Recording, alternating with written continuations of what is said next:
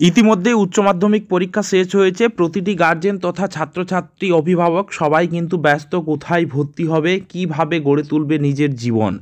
তো যাই হোক, এরই মাঝে একটা দুঃখের খবর যে বিকাশ ভবনের নতুন নির্দেশ অনুযায়ী যে উচ্চ মাধ্যমিকের খাতা দেখবেন চুক্তিভিত্তিক শিক্ষক শিক্ষিকারা। তো যাই হোক, যদি আপনি চ্যানেলে নতুন হয়ে থাকেন অবশ্যই চ্যানেল সাবস্ক্রাইব করে নেবেন, আর যদি ভিডিও ভালো লেগে লাইক করবেন, শেয়ার করবেন, কমেন্ট করবেন। তো দেখুন, বিকাশ ভবন নতুন নির্দেশ দিয়েছে যে উচ্চ মাধ্যমিকের খাতা দেখবেন চুক্তিভিত্তিক শিক্ষক শিক্ষিকারা। কারণ কি? কারণ আপনারা প্রত্যেকেই জানেন যে রাজ্যের স্কুলগুলোতে দীর্ঘদিন ধরে শিক্ষক শিক্ষিকা নিয়োগ হয়নি, তাই উচ্চ মাধ্যমিকের খাতা দেখবেন এবছর যারা ঠিকা শিক্ষক শিক্ষিকা রয়েছে তারা। তো পাশাপাশি যে কজন শিক্ষক আছেন তাদেরও মাধ্যমিক তথা উচ্চ মাধ্যমিক এই দুটো হচ্ছে ক্লাসেরই খাতা, দুটো পরীক্ষারই খাতা দেখতে হবে।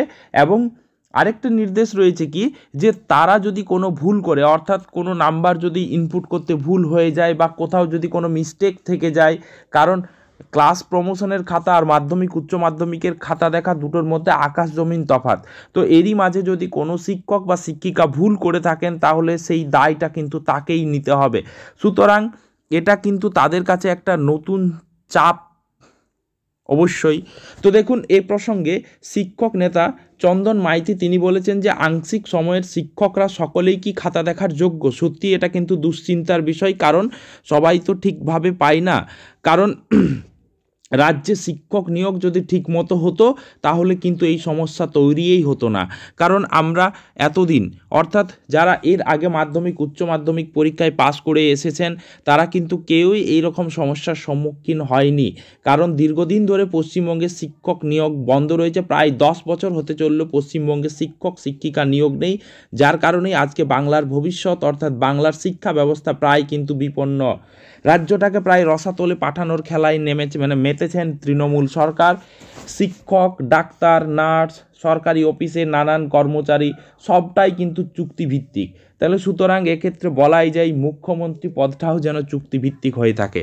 তো যাই হোক, এরই মাঝে আপনাদেরকে বলে রাখি 1 এপ্রিল থেকে শুরু হচ্ছে দ্বাদশ শ্রেণীর 3rd সেমেস্টার ক্লাস। কারণ আপনারা প্রত্যেকেই জানেন যে এই বছর, অর্থাৎ যারা 11 পরীক্ষা দিয়ে এবছর 12-এ উঠলো তারাই কিন্তু এবছর প্রথম সেমেস্টার পাচ্ছে।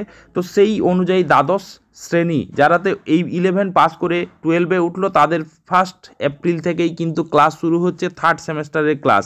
তো তারা কিন্তু সংসদ তারা কিন্তু বিজ্ঞপ্তি দিয়ে জানিয়েছে যে 1 এপ্রিল থেকেই ক্লাস শুরু হচ্ছে দ্বাদশ শ্রেণীর। সময়ে সিলেবাস শেষ করার জন্যই কিন্তু এই সিদ্ধান্ত, কারণ যে সময় অনুযায়ী সিলেবাস শেষ হচ্ছে না, কারণ কিছুদিনের মধ্যেই গ্রীষ্মের ছুটি পড়ে যাবে। তবে 4 এপ্রিলের মধ্যে সেরে ফেলতে হবে প্র্যাকটিক্যাল পরীক্ষা।